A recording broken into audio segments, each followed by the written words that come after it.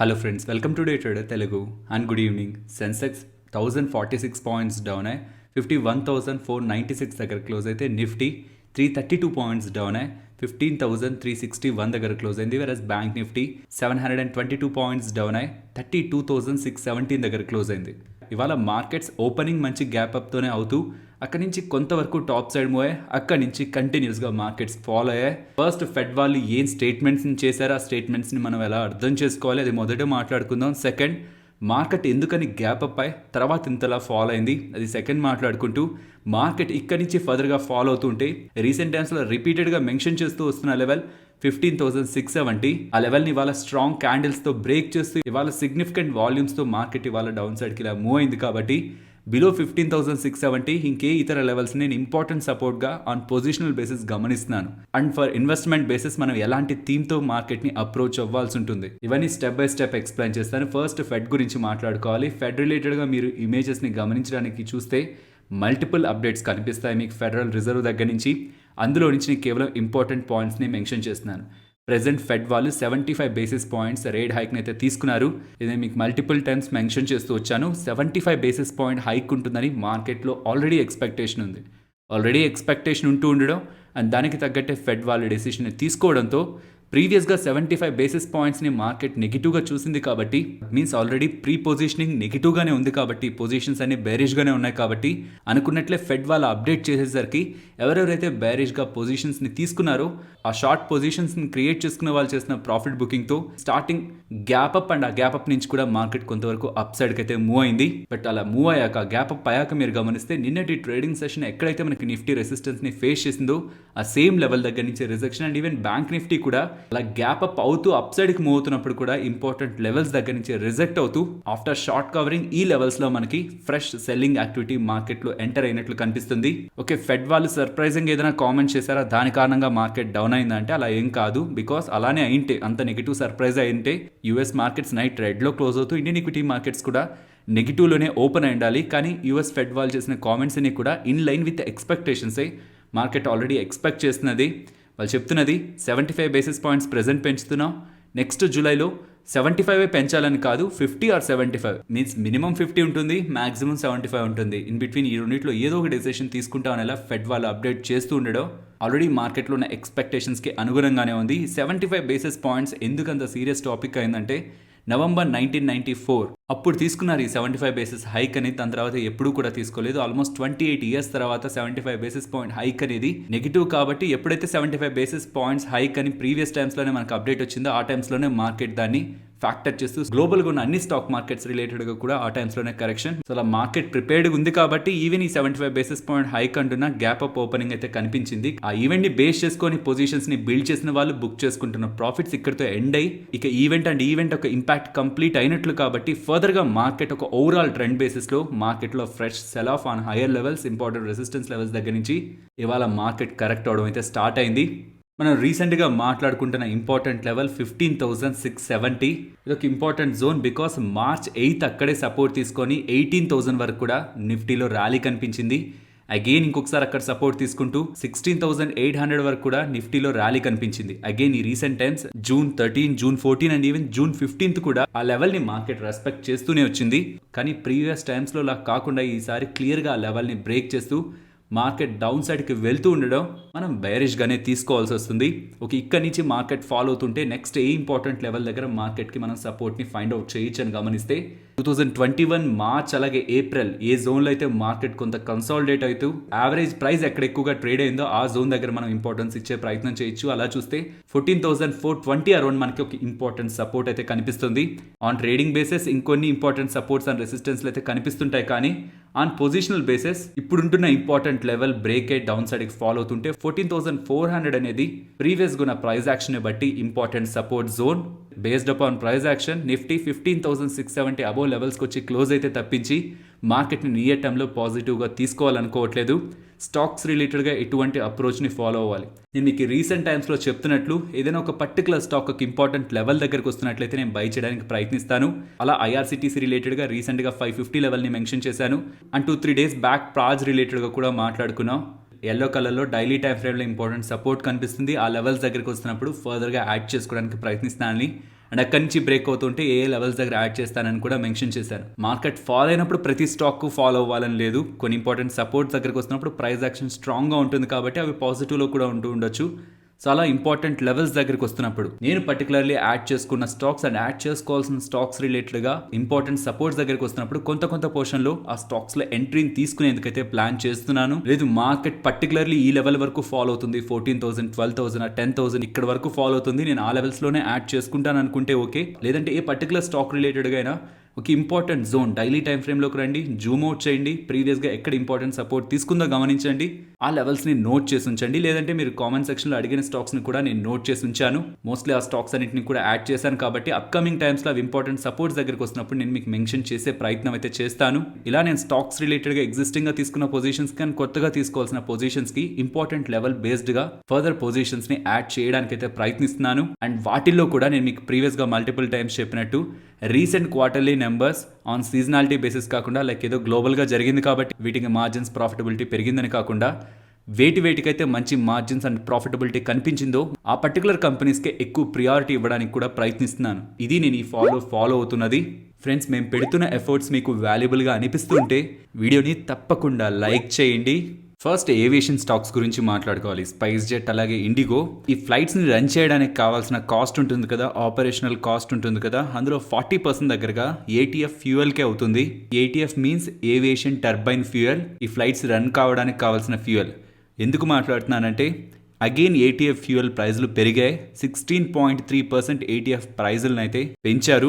దీంతో ఎప్పుడూ లేనంత ప్రైజులకి ఏటీఎఫ్ ఫ్యూయల్ వెళ్ళింది. ఇప్పుడు పర్ కిలో లీటర్ 1,41,000 దగ్గరగా ఉంది. And ATF fuel prices last 6 monthsలో 91% దగ్గరగా, నియర్ టు 100% దగ్గరగా లాస్ట్ 6 monthsలో పెరిగింది. సో వీళ్ళ ఆపరేషనల్ కాస్ట్లో నియర్లీ 40% ఖర్చు అయ్యే ఈ ఏటీఎఫ్ ఫ్యూయల్ లాస్ట్ 6 monthsలో 100% దగ్గరగా పెరుగుతూ ఉండడంతో ఇంతలా ఏటీఎఫ్ ఫ్యూయల్ ప్రైజులు పెరుగుతున్నాయి. వీళ్ళ ఆపరేషనల్ కాస్ట్ పై ఇంపాక్ట్ చూపిస్తుంది కాబట్టి in upcoming times flight prices ఏవైతే ఇప్పుడు మనం చూస్తున్నామో అవి కూడా పెరగడానికే పాసిబిలిటీ ఉంది. నెక్స్ట్ ఐటీసీ గురించి మాట్లాడుకోవాలి. ఐటీసీ రిలేటెడ్గా మోతీలాల్ ఒస్వాల్ వాళ్ళు వీళ్ళ బిజినెస్ గురించి పాజిటివ్ స్టేట్మెంట్స్ చేస్తూ ఐటీసీ యొక్క టార్గెట్ని 335గా ఇస్తూ ప్రీవియస్గా ఇచ్చిన న్యూట్రల్ రేటింగ్ నుంచి బై రేటింగ్కి అప్గ్రేడ్ చేశారు. మీన్స్ ప్రెజెంట్ ఉన్న లెవెల్స్ నుంచి కూడా నియర్ టు 30% దగ్గరగా స్టాక్ ప్రైస్ పెరుగుతుందనేలా మోతీలాల్ ఒస్వాల్ వాళ్ళు స్టేట్మెంట్స్ చేస్తున్నారు. వీళ్ళు ఎందుకని ప్రీవియస్గా న్యూట్రల్ నుంచి ఇప్పుడు బైక్ వస్తున్నారు అండ్ టార్గెట్ని ఎందుకు 30% దగ్గరగా నెక్స్ట్ 12 monthsకి ఎక్స్పెక్ట్ చేస్తున్నారు అనేది గమనిస్తే వీళ్ళు ఫోకస్ చేస్తున్నదంట వీళ్ళ టొబాకో బిజినెస్ రిలేటెడ్గా. ప్రెజెంట్ వీళ్ళ టొబాకో మీన్స్ ఈ సిగరెట్ బిజినెస్ ఉంటుంది కదా, దీని గురించి మాట్లాడుతూ most of the global tobacco companies అన్ని కూడా ఈ వైరస్ రిలేటెడ్గా ఈవెంట్కి ముందు ఎటువంటి వాల్యుయేషన్లో ఉన్నాయో అటువంటి వాల్యుయేషన్కి most of the tobacco companies అన్ని వెళ్ళాయి. కానీ ఐటీసీ ఇంకా ఈ టొబాకో సెగ్మెంట్ రిలేటెడ్గా అండర్ వాల్యూలోనే ప్రెసెంట్ మార్కెట్లో ట్రేడ్ అవుతుందని అండ్ ట్యాక్స్ రిలేటెడ్గా కూడా రీసెంట్ టైమ్స్లో క్లారిటీ వచ్చింది కాబట్టి టొబాకో రిలేటెడ్గా గవర్నమెంట్ ట్యాక్సెస్ పెంచాలనుకోవట్లేదనేలా రీసెంట్ టైమ్స్లో స్టేట్మెంట్స్ కనిపిస్తున్నాయి. కాబట్టి ఐటీసీ వాళ్ళు గ్రాడ్యువల్గా వాళ్ళ సిగరెట్ ప్రైజెస్ని పెంచుకోవడానికి వాళ్ళకి పాసిబిలిటీ ఉంటుందని యూజువల్గా ఇప్పుడు ఎక్స్పెక్ట్ చేస్తున్నది సిగరెట్స్ రిలేటెడ్గా వాల్యూమ్ గ్రోత్ 1 to 2% ఉంటుందని. కానీ ఇప్పుడున్న స్టాట్స్ని గమనిస్తూ ఉంటే మోతీలాల్ ఒస్వాల్ వాళ్ళకి ఆ 1 to 2% కాస్త 3 to 4% దగ్గరగా గ్రోత్ ఉండేలా వాళ్ళకి కనిపిస్తుందని మెన్షన్ చేస్తూ రెస్ట్ ఆఫ్ ద వీళ్ళ బిజినెస్లు అన్నింటినీ కూడా పాజిటివ్గా చూస్తున్నారని, లైక్ వీళ్ళ FMCG, IT business and particularly వీళ్ళ హోటల్ బిజినెస్ గురించి మాట్లాడుతూ లాస్ట్ 2 years కంటే ఇప్పుడు నెక్స్ట్ అప్కమింగ్ క్వార్టర్స్లో వీళ్ళ నెంబర్స్ బెటర్గా ఉంటాయని అండ్ నోట్బుక్, స్టేషనరీ ఈ బిజినెస్ సెగ్మెంట్స్ రిలేటెడ్గా కూడా మీన్స్ ఈ క్లాస్మేట్ బ్రాండ్ ఉంటుంది కదా వీటి రిలేటెడ్గా కూడా ఐటీసీ వాళ్ళు బెటర్ పర్ఫార్మర్గా ఉంటున్నారని అండ్ ఎఫ్ఎంసీజీలో కూడా కొన్ని స్పేసెస్లో వీళ్ళు లీడర్షిప్ని మెయింటైన్ చేస్తున్నారు కాబట్టి ప్రైజింగ్ రిలేటెడ్గా కూడా ఎఫ్ఎంసీజీ సెగ్మెంట్లో వీళ్ళకి ఇంపాక్ట్ ఉండదు, వీళ్ళు ప్రైజెస్ని పాస్ ఆన్ చేయొచ్చు. ఇవన్నీ వీళ్ళు పాజిటివ్గా చూస్తూ ప్రెజెంట్ ట్రేడ్ అవుతున్నది అండర్ వాల్యూడ్ అని ఇక్కడి నుంచి వీళ్ళు ఇలా టార్గెట్ని 30% దగ్గరగా అప్సైడ్ చూస్తూ 335 టార్గెట్గా ఐటీసీకి ఇస్తున్నట్లయితే మెన్షన్ చేస్తున్నారు. నెక్స్ట్ టెలికాం కంపెనీస్ గురించి రీసెంట్గా 5G స్పెక్ట్రమ్ ఆప్షన్ మనకి స్టార్ట్ అవబోతుంది. ఫ్రమ్ July 26th నుంచి స్టార్ట్ అవబోతున్న మనకు అప్డేట్స్ కనిపిస్తున్నాయి కదా. అండ్ దీంతో పాటు సోర్సెస్ నుంచి వస్తున్న అప్డేట్ ప్రకారం 5G స్పెక్ట్రమ్ ఆప్షన్ ఒక ఫ్లోర్ ప్రైస్ మీన్స్ అంతకంటే తక్కువ పెట్టి కొనకూడదు అనే ఫ్లోర్ ప్రైస్కి ఒకప్పుడు ఫిక్స్ చేసిన ఆ ఫ్లోర్ ప్రైస్కి ట్రాయ్ వాళ్ళు telecom regulatory authority of India వాళ్ళు 39% డిస్కౌంట్ ఇచ్చి ఫర్దర్గా స్పెక్ట్రమ్ ఆప్షన్లో ఉంచబోతున్నారనేలా వస్తున్న అప్డేట్స్ టెలికాం ఎగ్జిస్టింగ్ ఉన్న టెలికాం ప్లేయర్స్ని డిసప్పాయింట్ చేస్తుందనేలా అప్డేట్స్ కనిపిస్తున్నాయి. దీని రిలేటెడ్గా various broking and rating agencies చెప్తున్నది ఉన్న ఫ్లోర్ ప్రైస్కి ఒక బిగ్ డిస్కౌంట్ వస్తుందని టెలికాం కంపెనీస్ ఎక్స్పెక్ట్ చేశాయి. Near to 80 to 90% of the floor ప్రైస్కి డిస్కౌంట్ ఇచ్చే టెలికాం కంపెనీస్కి స్పెక్ట్రమ్ని అందిస్తారనుకున్నారు, కానీ కేవలం 39% డిస్కౌంట్. ప్రెసెంట్ ఎయిర్టెల్ కానీ అండ్ వడాఫోన్ ఐడియా రిలేటెడ్గా ఒక హ్యూజ్ డెట్ ఉంది. అలా ఇప్పుడు ఆ కంపెనీస్ ఈ 5G స్పెక్ట్రమ్ ఆప్షన్ కొనేందుకు ప్రయత్నిస్తే వాళ్ళ బ్యాలెన్స్ షీట్ పై ఇంకా ప్రెషర్ పడుతుంది. కాబట్టి ప్రైజెస్ ని ఇంకా తగ్గించి ఇచ్చినట్లయితేనే ఈ టెలికాం కంపెనీస్ కి లాభం. లేదంటే ప్రెసెంట్ ఉన్న ప్రైజెస్ తో ఈ ఆప్షన్ లో పాల్గొంటున్నట్లయితే అది ఫర్దర్ నెగిటివ్. పర్టికులర్లీ వడాఫోన్ ఐడియాకి ఇంకా సిగ్నిఫికెంట్గా డిటోరేషన్ కనిపిస్తుందని ఎలా అప్డేట్ చేస్తున్నారు.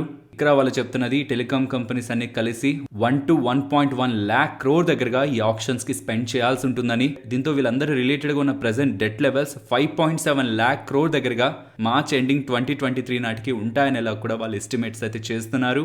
నెక్స్ట్ ఆగ్రో కెమికల్ ఇండస్ట్రీలో వర్క్ చేస్తున్న సుమాయా ఇండస్ట్రీస్ గురించి మాట్లాడుకోవాలి. ప్రెసెంట్ వస్తున్న అప్డేట్స్ ప్రకారం ఈ కంపెనీ సిఎఫ్ఓ ద్వాని పరేష్ 117 crore దగ్గరగా ఒక ఇన్వెస్టర్ దగ్గర నుంచి కలెక్ట్ చేసి దానికి హయ్యర్ రిటర్న్స్ వస్తుందని ఆశ చూపించి మోసం చేశారనే ఒక అలిగేషన్స్ తో అరెస్ట్ అయ్యారనేలా అప్డేట్స్ అయితే కనిపిస్తున్నాయి. అండ్ ఈవెన్ మీకు గుర్తుంటే November 30, 2021 లో కూడా జిఎస్టీ అథారిటీస్ ఈ కంపెనీ రిలేటెడ్ గా కొన్ని సస్పీషియస్ ట్రాన్సాక్షన్స్ ని కూడా స్కాన్ చేస్తున్నారనే అప్డేట్స్ కూడా మనకి ప్రీవియస్ గా వచ్చాయి. అండ్ ఇప్పుడు సిఎఫ్ఓ రిలేటెడ్ గా వస్తున్న ఈ అప్డేట్స్ తో స్టాక్ ఇవాళ లోయర్ సర్క్యూట్ లో క్లోజ్ అయింది. నెక్స్ట్ టాటా మోటార్స్ గురించి మాట్లాడుకోవాలి. టాటా మోటార్స్ ఒక యాన్యువల్ రిపోర్ట్లో టాటా మోటార్స్ వాళ్ళు మెన్షన్ చేసినది రీసెంట్ లాక్డౌన్స్ చైనా రిలేటెడ్గా అక్కడ కేసులు పెరుగుతున్నాయేసరికి షాంఘై అండ్ కొన్ని ఇంపార్టెంట్ రీజియన్స్లో లాక్డౌన్స్ అయితే విధించారు. సో అక్కడ విధిస్తున్న ఈ లాక్డౌన్స్ కారణంగా అక్కడ వాళ్ళ సేల్స్ ఇంపాక్ట్ అవుతున్నాయని అయితే మెన్షన్ చేస్తున్నారు.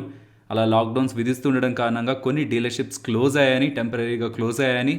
అండ్ ఇది ఇలా కంటిన్యూ అవుతున్నట్లయితే FY23కి చైనాలో వీళ్ళ బిజినెస్ అవుట్లుక్ ని నెగిటివ్ గా ఇంపాక్ట్ చేస్తుందని అప్డేట్ చేస్తూ ఇలా జరుగుతున్న ఈ రిస్ట్రిక్షన్స్ కారణంగా చైనాలో ఉన్న వాళ్ళ మ్యానుఫ్యాక్చరింగ్ ఫెసిలిటీస్ ఇదర్ కొన్ని మ్యానుఫ్యాక్చరింగ్ ఫెసిలిటీస్ లేదంటే అన్ని మ్యానుఫ్యాక్చరింగ్ ఫెసిలిటీస్ కూడా ఇన్ ద బ్యాడ్ కేస్ వీళ్ళు ప్రొడక్షన్ ఆ మ్యానుఫ్యాక్చరింగ్ ఫెసిలిటీస్లో ఆపాల్సి ఉంటుందనేలా వీళ్ళు అప్డేట్ చేస్తూ అక్కడ జరుగుతున్న ఈ లాక్డౌన్స్ ఈ రిస్ట్రిక్షన్స్ కారణంగా వీళ్ళ చైనా సేల్స్ ఇంపాక్ట్ అవుతాయనేలా వీళ్ళు అప్డేట్ చేస్తున్నారు. టాటా మోటార్స్కి సంబంధించి JLR, జాగ్వర్ అలాగే land rover business UK, US, చైనాలో ఇంపార్టెంట్గా ఉంటుంది. వాళ్ళు అక్కడే సేల్స్ ఎక్కువగా చేస్తూ ఉంటారు. ప్రెసెంట్ చైనాలో విధిస్తున్న ఈ లాక్డౌన్స్ రిస్ట్రిక్షన్స్ కారణంగా వీళ్ళ సేల్స్ ఇంపాక్ట్ అవుతాయని టాటా మోటార్స్ వాళ్ళు ఈ అప్డేట్స్ చేస్తూ ఉండడం స్టాక్ మోర్ దాన్ 5% దగ్గరగా ఇంట్రాడే సెషన్స్లో కరెక్ట్ అయింది. నెక్స్ట్ కెమికల్ స్టాక్స్ గురించి మాట్లాడుకోవాలి. వరల్డ్లోనే సెకండ్ లార్జెస్ట్ క్లోర్ ఆల్కలీ అలాగే కాస్టిక్ సోడాని తయారు చేస్తున్న వెస్ట్లేక్ US కంపెనీ షట్ డౌన్ అయిందని ఎలా మెన్షన్ చేస్తున్నారు. ఆ మ్యానుఫ్యాక్చరింగ్ ఫెసిలిటీలో ఉన్న ఎక్విప్మెంట్ ఫెయిల్యూర్ అవడం కారణంగా ఆ కంపెనీ ప్రజెంట్ చేసిన ప్రొడక్షన్ ని ఆపేయాల్సి వస్తుందని. సో ఇది స్మాల్ కంపెనీ కాదు, వరల్డ్ లోనే సెకండ్ లార్జెస్ట్ ప్రొడ్యూసర్ కాబట్టి సప్లై అండ్ డిమాండ్ లో డిమాండ్ అలానే ఉంటుంది, బట్ సప్లై తగ్గుతుంది. కాబట్టి ఈ సేమ్ సెగ్మెంట్ లో బిజినెస్ ని అందిస్తున్న టాటా కెమికల్స్, కెంప్లాస్ సర్మా, GHCL, గుజరాత్ ఆల్కలీ, గ్రాసిమ్ ఈ పర్టికులర్ కెమికల్స్ ని వీళ్ళు తయారు చేస్తుంటారు కాబట్టి వీళ్ళకి కూడా బెనిఫిట్ ఉంటుంది అనేలా ఫైనాన్షియల్ ప్లాట్ఫామ్స్లో మనకి డేటా అయితే పబ్లిష్ అవుతుంది. నెక్స్ట్ గుజరాత్ గ్యాస్ గురించి మాట్లాడుకోవాలి. ఏషియా స్పాట్ LNG ప్రైజెస్ $23 per MMBTU నుంచి $34 per MMBTUకి బ్యాక్ అయ్యాయని, ప్రైజెస్ మళ్ళీ పెరిగాయని. ఇలా స్పాట్ LNG ప్రైజెస్ పెరిగిపోతూ ఉండడం కారణంగా గుజరాత్ గ్యాస్ వాళ్ళు ప్రెసెంట్ ఏ ప్రైస్ని పెట్టి గ్యాస్ని కొంటున్నారో దానికంటే హైయర్ ప్రైస్ని పెట్టి కొనాల్సి వస్తూ ఉంటుంది. కాబట్టి అది వీళ్ళ మార్జిన్స్ పై ఇంపాక్ట్ అయితే చూపిస్తుంది. కానీ time to time Gujarat gas వాళ్ళు ప్రైజులు పెరుగుతున్నాయి, స్పాట్ LNG ప్రైజులు పెరుగుతున్నాయన్న ప్రతిసారి కూడా ఇండస్ట్రియల్ గ్యాస్ ప్రైజెస్ని పెంచుతూనే వస్తున్నారు. కాబట్టి అలా స్పాట్ LNG ప్రైజెస్ గ్లోబల్గా పెరిగిపోతున్న రీసెంట్ క్వార్టర్లీ నెంబర్స్లో వీళ్ళు స్టేబుల్ మార్జిన్స్ని, ఈవెన్ బెటర్ దాన్ ఎక్స్పెక్టెడ్ మార్జిన్స్ని మెయింటైన్ చేయగలిగారు. కాకపోతే ఇప్పుడు అనుకున్న దానికంటే యావరేజ్ కంటే ఇంకా హైయర్ సైడ్లో ఉంటున్న గ్యాస్ ప్రైజెస్ ఇంకా పెరుగుతున్నాయి. ఇది గుజరాత్ గ్యాస్ యొక్క మార్జిన్స్ని ఇంపాక్ట్ చేస్తుందనే అప్డేట్స్తో ఈవెన్ మార్కెట్ కూడా నెగిటివ్గా ఉంటూ ఉండడం స్టాక్ ప్రైస్లో ఇవాళ ఫాల్ కనిపించింది. Next state bank of India, RBI వాళ్ళు వడ్డీ రేట్లను పెంచుతూ ఉండేసరికి స్టేట్ బ్యాంక్ ఆఫ్ ఇండియా వాళ్ళు కూడా హోమ్ లోన్ రిలేటెడ్గా మినిమం ఇంట్రెస్ట్ రేట్ని 7.55%కి ఇంక్రీజ్ చేయడం జరిగింది. ఫ్రెండ్స్, ఇంతలా మూవ్ అయినప్పుడు ఆప్షన్ చైన్ అయితే అవాయిడ్ చేద్దాం. And Nifty, bank Nifty support and రెసిస్టెన్స్ని కూడా రేపటి టెలిగ్రామ్ ఛానల్లో by 9:30 నేను మీకు అప్డేట్ చేస్తాను. బికాస్ రీసెంట్ టైమ్స్ ఎప్పుడు మార్కెట్ ఈ లెవెల్స్ వరకు ఫాలో అవ్వలేదు కాబట్టి ఇక అంతకుముందు లెవెల్స్కి లోవర్ టైం ఫ్రేమ్లో వెళ్తూ ఇంపార్టెంట్గా ఎక్కడ యావరేజ్గా ప్రైస్ ట్రేడ్ అయింది అండ్ ఆ టైమ్స్లో ఉన్న ఫిబొనాచి రీట్రేస్మెంట్స్ వీటిని కన్సిడరేషన్లో తీసుకుంటూ ఉన్న లెవెల్స్ని ఈ వీడియో అప్లోడ్ అయ్యాక నేను నోట్ చేసి అవి రేపటి మార్నింగ్ సెషన్ నేను మీకు మార్కెట్ ఓపెన్ అయిన 15-30 minutes లోపే మన టెలిగ్రామ్లో అప్డేట్ చేస్తాను. ఫైనలీ ఇది ఫ్రెండ్స్ మన వీడియో నచ్చితే మన వీడియోని లైక్ చేయండి ఫ్రెండ్స్. అండ్ ఈ వీడియో మన వాళ్ళకి యూజ్ అవుతుంది అనుకుంటే తప్పకుండా షేర్ చేయండి. అండ్ మన ఛానల్ని సబ్స్క్రైబ్ చేయనట్లయితే ఛానల్లో ఉన్న కంటెంట్ని గమనించండి. ఇఫ్ ఆ కంటెంట్ మీకు యూజ్ అవుతుంది అనుకుంటే ఛానల్ని సబ్స్క్రైబ్ చేసి పక్కనే ఉన్న బెల్ ఐకాన్ క్లిక్ చేయండి. మరొక ఇంట్రెస్టింగ్ వీడియోతో మళ్ళీ మీ ముందుకు వస్తాను. అంతవరకు టేక్ కేర్. జై హింద్.